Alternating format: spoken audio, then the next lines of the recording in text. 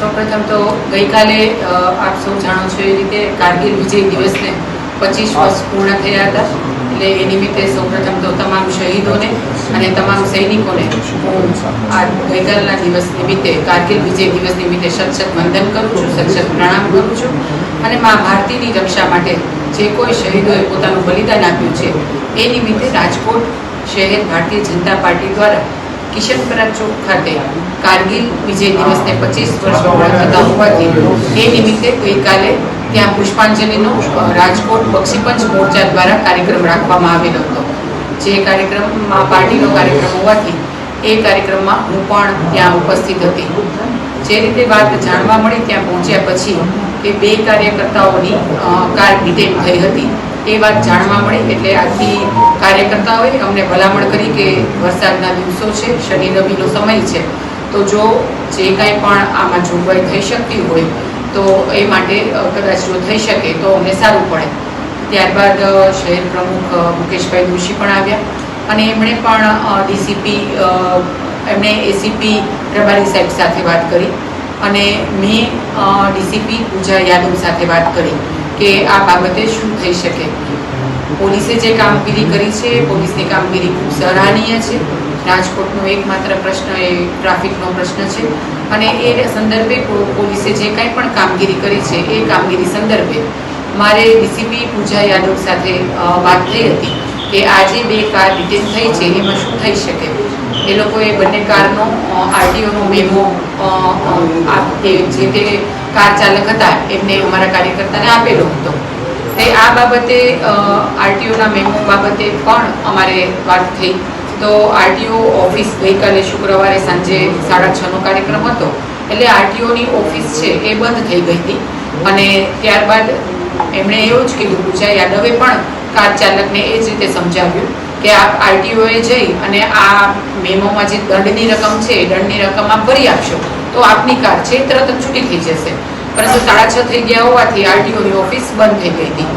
એટલે ત્યારબાદ અમે પૂજા યાદવ જે ડીસીપી છે એમની સાથે ફરીથી પરામર્શ કરી અને એમને કીધું કે આમાં કોઈ પણ ન્યાય વિરુદ્ધનું કાર્ય કરવાનું નથી, કોઈ પણ કાયદાનું ઉલ્લંઘન કરવાનું નથી.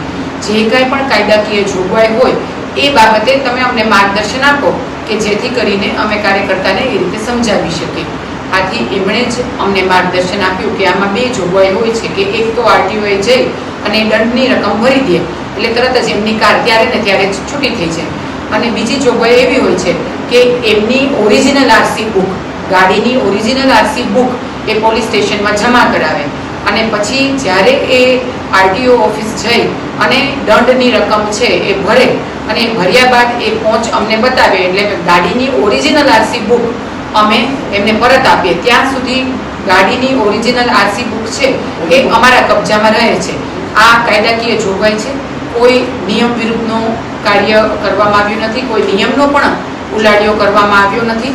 પરંતુ જે કાંઈ પણ અમને પોલીસ વિભાગ દ્વારા માર્ગદર્શન મળ્યું એ માર્ગદર્શન અનુસાર સંપૂર્ણ ન્યાયિક તપાસ અને કરવામાં આવી છે. બંને કાર્યકર્તાઓને સમજાવી દેવામાં આવ્યા છે. બંને કાર્યકર્તાઓ જે કાંઈ પણ પોલીસ દ્વારા દંડની રકમ છે એ પણ ભરી દેશે. અત્યારે એમની ઓરિજિનલ આરસી બુક પણ પોલીસના કબજા હેઠળ છે અને ત્યારે જ પોલીસ એમને પાછી આપશે જ્યારે એ સંપૂર્ણ દંડની રકમ ભરી આપશે. તમે કઈ બેન ભલામણ કરી હતી? ભલામણ કરવાનો પ્રશ્ન નથી. મેં માર્ગદર્શન માંગ્યું હતું કે આ બાબતમાં ન્યાયિક જોગવાઈ શું છે એ બાબતનું મેં પૂજા યાદવ ડીસીપી છે એની પાસે માર્ગદર્શન માંગ્યું ને એમણે જ મને માર્ગદર્શન આપ્યું કે આ રીતે 2 જોગવાઈ સરકારશ્રીમાં હોય છે એટલે આમાં આ રીતે એ કરશે તો અમને કોઈ કાર રાખવાનું અમારે કંઈ બીજો ઉદ્દેશ નથી. પરંતુ ત્યાં સુધી અમે કાર છોડી ન શકીએ. મેં કીધું બરાબર છે, આપે જે કાર્યવાહી કરી એ બરાબર છે. હવે જે ન્યાયિક જોગવાઈ છે એ અનુસાર એ બંને કાર્યકર્તાઓ કાર્યવાહી કરશે. જવાબદાર વ્યક્તિ છે. આ પ્રકારે કાળા કાચની ડ્રાઈવ તો વર્ષોથી ચાલે છે. કાળા કાચ નંબર પ્લેટ ન રાખવી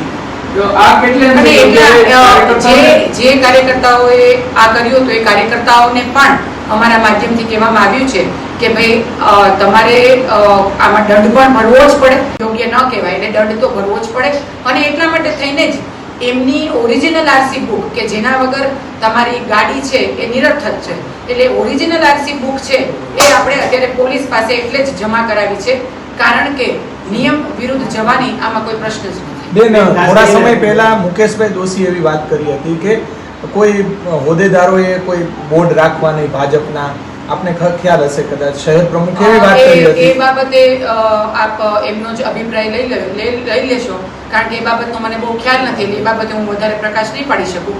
ગઈકાલની જે ઘટના હતી અને મારે જે ડીસીપી પૂજા યાદવ સાથે જે કંઈ વાત થઈ એ વાત સંદર્ભે હું આપ સૌના બાબતે ધ્યાન પ્રકાશમાં મૂકી શકું. બેન, ખાસ કરીને નેમ પ્લેટ નંબર પ્લેટ હોય છે એ ન રાખવી અને પોતાના હોદ્દાની નેમ પ્લેટ લગાવવાનો શોખ હોય છે, કાર્યકર્તાને આપ શું સૂચના આપશો? કાર્યકર્તાની પણ મેં તરત જ બંને કાર્યકર્તાઓને મેં સૂચના આપી છે કે જે પોલીસે જે આપણને દંડની જોગવાઈ કરી છે, પોલીસે જે કાયદાકીય આપણને જોગવાઈ કરી છે એને આપણે અનુસરવી જ પડે. આપણે ભારતીય જનતા પાર્ટીના આપણે કાર્યકર્તા છીએ, આપણી એક ફરજ છે અને પાર્ટીની આપણી ફરજના ભાગરૂપે અને એક સાચા નાગરિકના ભાગરૂપે આપણે દંડ પણ ભરવો પડે, આપણે આપણી બુક પણ જમા કરાવવી પડે અને પોલીસનો જે ન્યાયિક દંડની જોગવાઈ છે એને આપણે ફોલો જ કરવી પડે અને ત્યારબાદ પણ જે કંઈ પણ પોલીસ માર્ગદર્શન આપે એ પ્રમાણે આપણે એને અનુસરવું પડે. એ આપણે એક સાચા નાગરિક તરીકે ધારાસભ્ય તરીકે આ પૂજાબેન યાદવ છે, એમને જે કામગીરી કરી છે આપ ધારાસભ્ય તરીકે કઈ રીતે જુઓ છો? ના, પૂજાબેન યાદવે એમના વિભાગ લગત જે કંઈ પણ કામગીરી કરી છે એ યોગ્ય જ છે, એ સરાહનીય છે, કારણ કે દરેક વ્યક્તિ સમાન જ હોય છે, કોઈ વ્યક્તિ ઊંચી કે નીચી હોતી નથી, એટલે દરેક વ્યક્તિ સમાન હોય છે અને કાયદો પણ દરેક વ્યક્તિ માટે સમાન જ હોય છે. એટલે પોલીસે એનું જે કામ કર્યું છે એ યોગ્ય જ છે એની જગ્યાએ, અને એમણે જે માર્ગદર્શન અમને આપ્યું એ પ્રમાણે જ અમે લોકો ચાલીએ. બંને કાર્યકર્તા કોણ હતા આપને ખ્યાલ છે? આ બંને અમારા ભારતીય જનતા પાર્ટીના કાર્યકર્તાઓ હતા અને એ બંને કાર્યકર્તાઓ બક્ષીપંચ મોરચાના કાર્યક્રમમાં ગઈકાલે ત્યાં આવેલા હતા. બેન, તો કાર્યકર્તાઓની લાગણી ક્યાંક હવે નહીં દુભાય, કારણ કે તમારા જે કાર્યક્રમો કિસાનપરા ચોકમાં ત્યાં રાખતા હોય, ગાડીઓ લઈને આવતા હોય, તો તેમને દુઃખ નહીં લાગે?